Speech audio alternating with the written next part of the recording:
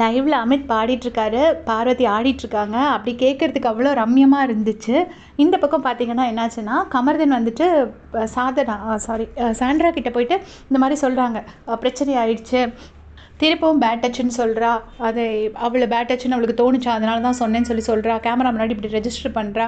என்னைய ஏதாவது ஒரு பிரச்சனை வந்தால் என்னைய தூக்கி கீழே எறிஞ்சிட்டு போயிடுவா போல இருக்குது அப்படின்னு சொல்லிட்டு அவரோட பிரச்சனையெல்லாம் சாண்ட்ரா கிட்ட போய் சொல்லிட்டு இருக்காரு. சாண்ட்ரா வந்து அப்படியான்னு கேட்டுட்ருக்காங்க. திவ்யா வந்து அங்கே ஹேர் கேர்லிங் பண்ணிட்டு இருக்காங்க. உடனே திவ்யா வந்து சாண்ட்ரா கூப்பிட்டு கேட்குறாங்க, என்னாச்சு இப்போ பிரச்சனை அப்படின்னு சொல்லிட்டு. அப்போ வந்து சாண்ட்ரா சொல்கிறாங்க, இந்த மாதிரி பேட் டச் பண்ணா நான் அந்த அலிகேஷனை திருப்பி எடுத்துகிட்டு வந்திருக்கா போல இருக்குது பாரு அப்படின்னு சொல்லிட்டு சாண்ட்ரா சொல்கிறாங்க. உடனே திவ்யா சொல்கிறாங்க, இப்போ இங்கே லிவிங் ஹாலில் எப்போ பார்த்தாலும் மடியில் படுத்திருக்காங்க, தோளில் சாஞ்சிட்ருக்காங்க, ஒன்றா பண்ணிகிட்ருக்காங்க. அப்போ தெரியலையாம்மா அவளுக்கு பேட் டச்சுன்னு. அது என்ன, இப்போ முதல்ல லவ் கண்டென்ட் கொடுத்தா, அதுக்கப்புறம் பேட் டச்சுன்னு ஒன்று வச்சா, அது வந்து ஒர்க் அவுட் ஆகலை.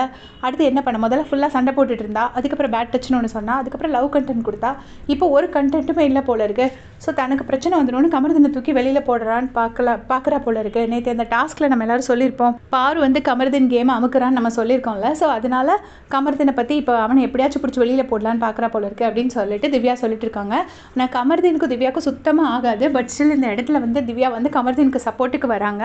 அப்புறம் அவன் பாவம் தானே, இப்போ படுத்து அப்படி உண்மையிலே பேட் டச் பண்ணானா அங்கேயே ஜெயிலில் வச்சு ஒரு அரைஞ்சிருக்க வேண்டியதானே, இல்லைன்னா கேமராவில் கத்தி சொல்ல வேண்டியதானே, எனக்கு கம்ஃபர்டபுளாக இல்லை, இவன் வந்து பேட் டச் பண்ணுறான் அப்படின்னு சொல்லிட்டு ஜெயிலில் வச்சே சொல்லியிருக்க வேண்டியதானே அப்படின்னு சொல்லிட்டு சொல்கிறாங்க. உடனே சாண்ட்ரா வந்து சொல்கிறாங்க, இப்போ நான் இப்போ அதுக்கும் பார்வதி வருவா அப்படிங்கிற மாதிரி ஏதோ சாண்ட்ரா சொல்கிறாங்க. உடனே வரட்டும், I am waiting for Parvathi அப்படின்னு சொல்கிறாங்க. நாங்களும் அதுக்கு தான் வெயிட்டிங். அதை சொல்லிவிட்டு திவ்யா நேராக உள்ளே வந்துட்டு கனியக்கா கிட்டே சொல்லிட்டு இருக்காங்க. அண்ட் அரோரா கிட்டே சொல்கிறாங்க, இந்த டிஸ்கஷன் நடக்கும்போது அரோரான்னு உன் பேர் வந்துச்சு, நீ அங்கேருந்து பாத்ரூம்லேருந்து வரும்போது என்னன்னு கேட்ட, நான் வேணும்ன்ட்டு தான் உன்னை போக சொன்னேன், இல்லைனா உன்னை ஹர்ட் பண்ணி விட்டுருவான், உன் மேலே உள்ள கன்சர்னில் தான் உன்னை போக சொன்னேன் அப்படின்னு சொல்லிட்டு திவ்யா வந்து அரோரா கிட்ட சொல்கிறாங்க. அண்ட் கனியக்கா கிட்ட என்ன சொல்லிட்டு இருக்காங்கன்னா, திரும்பவும் பேட் டச்சுன்னு சொல்லிட்டு வரா, பாவம் தானே கமருதுங்கிற மாதிரி திவ்யா வந்து பேசிகிட்டு இருக்காங்க. அப்போ விக்ரம் சொல்கிறாரு, நம்ம வந்து தேவையில்லாததை பற்றி, நமக்கு தெரியாததை பற்றி நம்ம பேசக்கூடாது அப்படின்னு சொல்லிட்டு விக்ரம் ஒரு நல்ல அட்வைஸ் கொடுக்குறாரு.